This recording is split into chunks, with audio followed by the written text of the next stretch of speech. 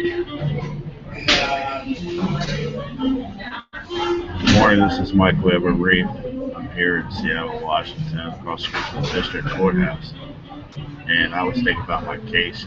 Basically, I'm pretty sure it goes like this. Ever since I was a child, they wanted my opinion on everything and anything.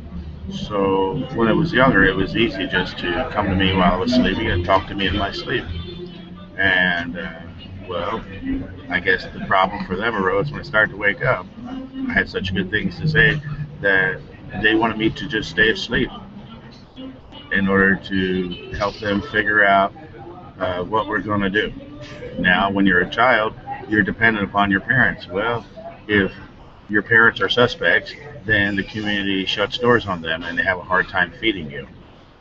So sometimes parents turn to their children, and the best thing that usually works is just to talk to their child because children, well, they're not criminals.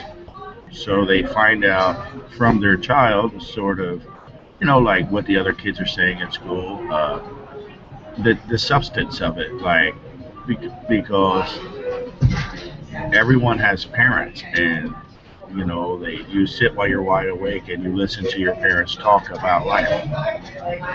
So now with me, I think my parents were magistrates at the very least. So you know they're finding out what is going on in the community through me, things the community won't tell them because adults don't really want to talk to one another sometimes about right and wrong. At a very sort of honest way. Everybody's kind of like playing one another, sort of like trying to get the other guy to mess up, so that they can look better, right? In the brand new, sue them, get their property off them, well, buy a new car, buy a new diamond ring, buy a fur coat, because they got the dope on them, you know what I mean? They busted them, Well, so my whole entire life, the way I made Marshall was, well, everybody decides the only time they really ever want to talk to me is when I'm tied to a bed. Well, if they didn't outright tie me to a bed, they used some dope, and that's like being tied to a bed.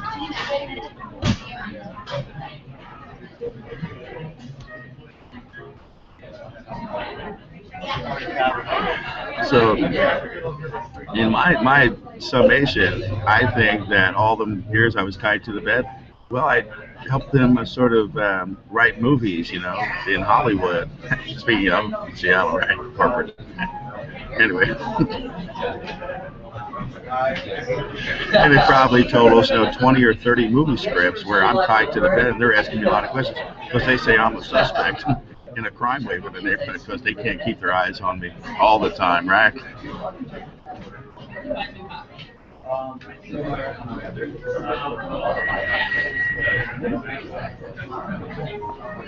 And then when I wasn't doing that, they kept me sedated, like running around with like Bon Jovi and Aerosmith, with like and then sedated to put up with them because, well, they're kind of like, well, they're very sensitive, I guess, to like outsiders, people who don't understand that. Well, they're successful.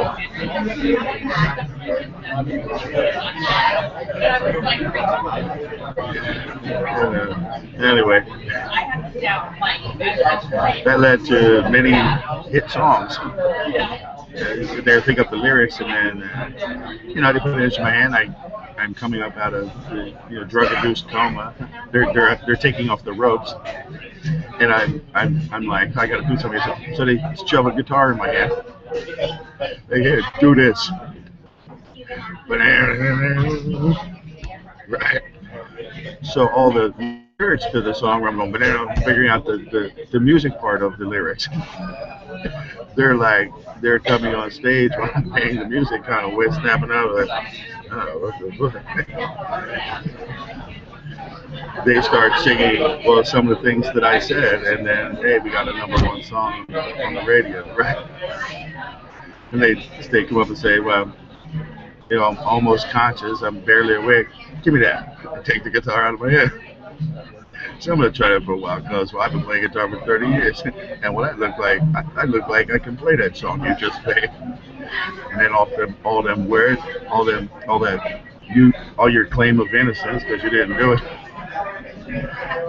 I figured out a song. I'm gonna chop it up. I'm gonna chop up the paragraph you said, and well, that's gonna be my song.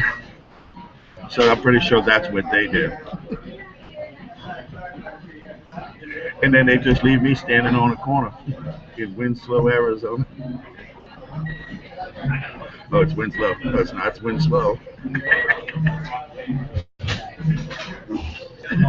Like that, right? But I've had honest work. I was a truck driver, restaurant worker, construction worker for a lot of years. The whole time I was in, from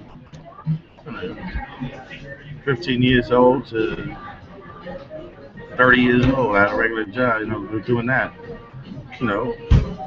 And but a lot of time where I go to sleep on Friday, I don't wake up till Monday. And I didn't say anything because, well, I did say that one time. Wow, I feel like it was just Friday yesterday, and it is. Oh, I'm like, no, like that, like, yeah, right. So I learned that when I had occasions like that, not to mention it to anyone, because they would think I was a drunkard or something. So, when the truth is, the magistrates of the courthouse come around, and the marshals too, wanting to know what I've been doing with myself, and they pretty much know. I mean, but there's people that dislike the courthouse, so and imply that maybe I done something wrong. So they got to come around and find out. It turned out into this sort of damn sedating me, this love affair of sedating me, and writing movie scripts and hit songs and talking about who the possible suspects, real suspects, are in the community, and starting with the people who make the report, right, to them about me being a suspect in some crime, and then going through the whole list of usual suspects. And well, I'm waking up to all this sometimes, and I'm I'm like I'm pissed off. I'm like, they think it's right, knowing that I serve as a magistrate and I'm a marshal now, that I should only make $12,000 a year and be on duty all the time. Because when a person is homeless, a homeless police officer, that means the rest of the court has decided that that police officer is going to work 24/7, and it's like, what the f, man. And then the case of Virginia is they had me sedated, had me do police work, led me down a dark alley, like, oh, what if he's going to figure this out? Hit me over the head, accused me of robbery, took me to court, ignored me, telling him I'm on sedatives. I'm on sedatives, and well, you were telling me to do stuff, and you work at the mental hospital, and now you charging me with robbery? What the fuck, You, do you know what planet you're on?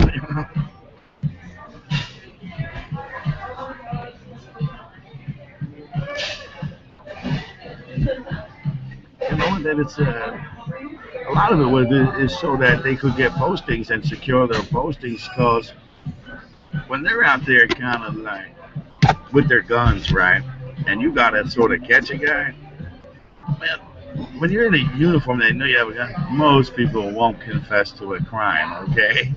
So they need people to work with them, because in order to secure a position, well, they have to like break up a crime wave in his neighborhood. They have to catch some bad guys, and then the proceeds they put in the treasury of the local city or the local county. It doesn't really become their property, although they do manage it.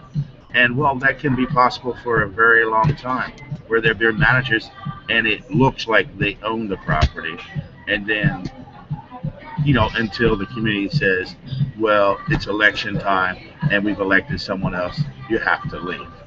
Now, they're supposed to just leave and let the new elected people come in. Well, sometimes there's a fight because they don't really want to. So that's what's been going on. I know it. There's no I know it now. So I don't know, where do we go from here? You are basically the jury, and I'm the judge, but I'm also the defendant. So you are the jury and the prosecutor. So I mean, what do we do?